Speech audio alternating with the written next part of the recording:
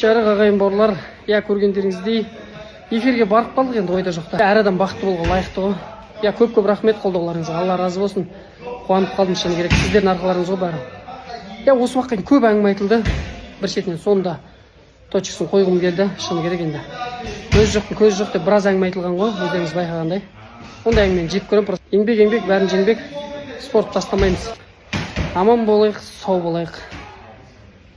Өмірімдегі ең үлкен қателік мына пикник палочка алып бергенім ғой. Қарай жүрейін. Қарай. Мен үйге әкеп, суымның бәрін алып беріп, енді саратыр. Ойбай, қазір екі есе қатты ойым дейтін болды. Ай, оны жұқпайтын жеріміз ол тиіске. Жаным-ау. Демағымыз. Біз Молядан күтпедік, бұндай видео салат деп ойламадық деп жатқан жандар. Менен не күтіп, не күтпей жүрсір құрсын. Өзіме не ұнайды, соны салам деген сияқты. Бұрын сен олай айтады, қысқа киетін қыздар дұрыс емес деп айтатын едің ғой деп айтпай-ақ қойыңыздар, өтініш. Мен никогда олай айтқан емеспін. Қызға жараса ма кисін деп айтқан. Всегда солай айтатынмын. Бір теманы оны айналдырып, қайта айта беріп керек емес. Ол адам екеуміз ұмытып кеткен нәрсе ғой енді. Соны қайта айта бердім. Мен жаспын, маған жарасып тұр. Мен неге кимеймін? Менен андай бірдеңе күтпей қалмаңыздар. Күте беріңіздер, бәрін жасай беріп. Барлықтарыңызға қайырлы күн, қалайсыздар? Сториске қалай шығам деп құлашқа сатынып шештім.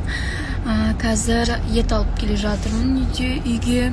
Бүгін манты жасаймыз. Магазин еттерін алуға қорқамын. Сол үшін ерінбей шығып ет сатып алып келе жатырмын. Мамалар болады ғой, бала шағасы бар, сондай әңгіме айтып отырмын ғой мен. Солай айта салайын деген. Ешкімге керек жоқ, мұнда айта салайын деген ғой. Строительный базарға келдім, Жеті Құрдасқа. Қазір Тоқайды күтіп отырмын. Келіп, цемент анамнан бірдеңкелер алу керекпіз. Линзам тақпай шыққам ғой, сонымен за рулем кішкене без линзы мне тяжело. Сол үшін қазір Тоқайды айдатайын деп тұрмын. И барып уже бір-екі күннің ішінде жаңағы черновой жұмыстар біткеннен кейін біз сразу сантехника электричествосын алдында Тоқай үлгермей қалама деп едім. Тоқай өзі жасайтын болды. Уақыты бар екен, сонымен алдында бір-екі жұмыстар шыққан болатын. Сонымен сантехник электрик қажет емес болып қалды бізге. Сол әйтпесе көп адам жазыпты. Ананың ішіне кірсек бәріне жазғың келеді ғой, прям күшті адамдар. Мына анаған барыңыз, наған барыңыз, неше түрлі советтер жазған екен. Енді біз Тоқайға жасайық деп жатырық. Сол Тоқайды күтіп отырмын. Бексұлтандар әлі келген жоқ Шымкенттен. Олар такси таппай, сонымен Шымкентте далада қоныпты үшін. Қызық болды. Мен хорошо, что самолетқа билет алғам. Қайтып кеттім. Сондай. Так, мынаның каждый қап цементі 50 килограммнан екен, машина деген артық отырды ғой. Тура мына жақта үйдің қасында болған. Доставка жасайтын машинасы жоқ па? Бірден кетеді, иә? Сонымен өзіміздің машинамызбен 1-2 рейс жасайық деп жатырмыз. Лопата алып келдік. Пеналарды алып қаласайын ба? Пеналарды алып қаласайын жақтан. Алдында строительдер келмеген екен, қазір келе жатыр. 2 күн жұмыс істелінген жоқ, өйткені мына заттар болған жоқ. Сонымен қазір еще лестницаны бөлек адамдар жасайды екен ғой, оказывается. Еще лестница деген қымбат екен. Мамышки болып жатырмын ғой мен. Сонымен, сол лестницаны нетсе, қазір измерять етіп, бағасын айтады. Если устраивать етсе, осы кісілермен сөйлесемін. Сол, қарауылда отырам. Біздің үйіміз міне. Жаным, жүрегім мынандай болады ғой, скоро мынандай болады. Мынауда. Алдын жасайды, мынаның алдын бәрі жасалған. Мынау біздің 2-ші қабат. Қазір лестницаны нетіп жатыр. Мынау детский бөлме. Мына жерде шкафчығы болады. 2 баламыздың, 2 ұлымыздың бөлмесі. Мына жақта енешкамның бөлмесі. Мынау балконы мен енешкам бөлмесі. Мына жақта санузел бізде. И мына жақта мастер спальня. Мына жақ гардероб. И мына жақ спальня. Бізде де балкон бар, кстати. Маманың бөлмесінде де бізде де балкон бар. И 1-ші қабат. Қаға кеттім? Танырып алып көріп жүрсіз. Иә, алып көріп. Жоқ, ана жағын не басқан? Жоқ, 4 тұрсыздар ғой, ана жағын тұрсыздар. Мына жақтан түсуді айтсаңыздар. Қорқынышты мама. Кешкі борщ жасадым. Посмотрите, какая молодец. Какая молодец, ана жақта мама. Приятного нам аппетита. Бір қазанға босап қойдым мына жерде. ертең мына вообще одан да дәмді болады негізі. Борщ тұрған сайын дәмді бола береді ғой. Шай қайнаса қарным жаман ашып кетті. Мен қарным ашады да жаман бірдеңке әйтеуір. Вечно қарным ашып жүреді ғой мен. Қарным ашса я, и это не я деп па. Еркуся велосипедін түнде айдап жүрген көріңіздер. Риза болып тоқтатпай айдайды ғой мынаны. Жаным.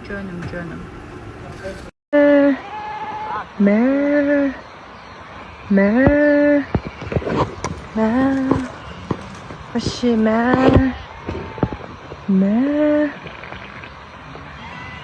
деген ысып тұр, мен әлі үйдемін. Даланы деген айтамадым болып тұр. Сіздерге көрсетем.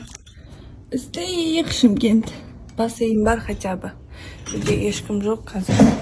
Қалаға шығатын шығармын деп тұрмын, бірақ та күн басылшы деп тұрмын, өйткені мен күн ыстығында жүре алмаймын.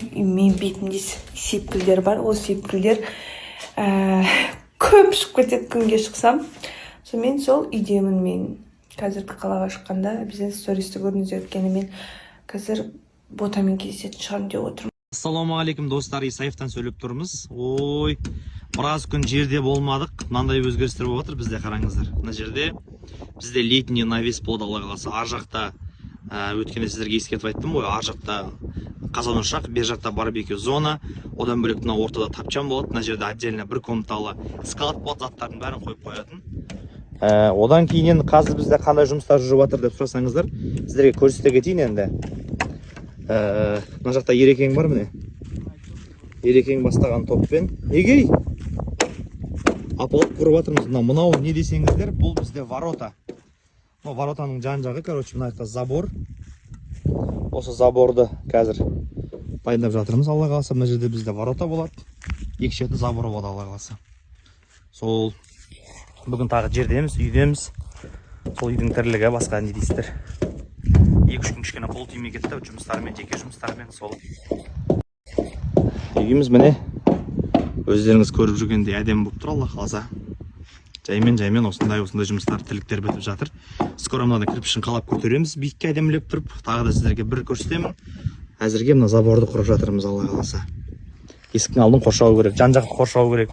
Кішкене жан-жақтың бәрін қоршап реттеп қоймаса шашылып кетіп жатыр барлығы. Сол еще мына жаққа бір уборка жасау керек болып тұр. Үйдің жан-жағы деген енді адам көргісі болып кетті. Тазалық иманның жартысы дейді.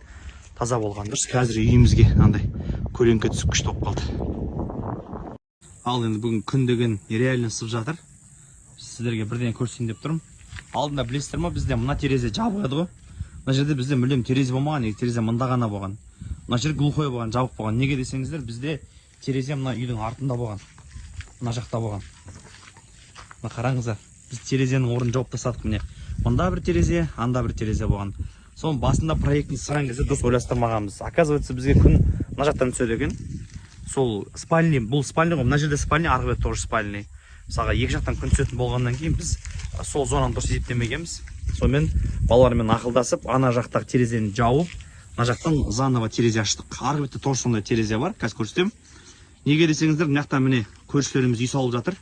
Менің көршім осы кісі ертең үйін көтеретін болса, мысалға мына жерге кіріп қалайды ертең полностью. Сосын мен тереземді жабады, екі жақ жабылып қалады, сосын күн түспей қалады бұл жаққа. Сол үшін терезені осы бер жақтан, ар жақтан, екі жақтан шығаруға тура келді. Андай төбесі арнайы уголок қойып жігіттер, көрдіңіздер ма? Өстіп терезені арнайы шығардық. Енді мына пока қисығы, мына терезе салынып, ол өребен қойылып түзеледі ғой бұның бәрі. Өйткені терезені кесіп орнын қойдық қой. Осындай өзгерістер болып жатыр бізде. Қазір үйіміз алыстан қарасаң бір әдемі көрінетін болды.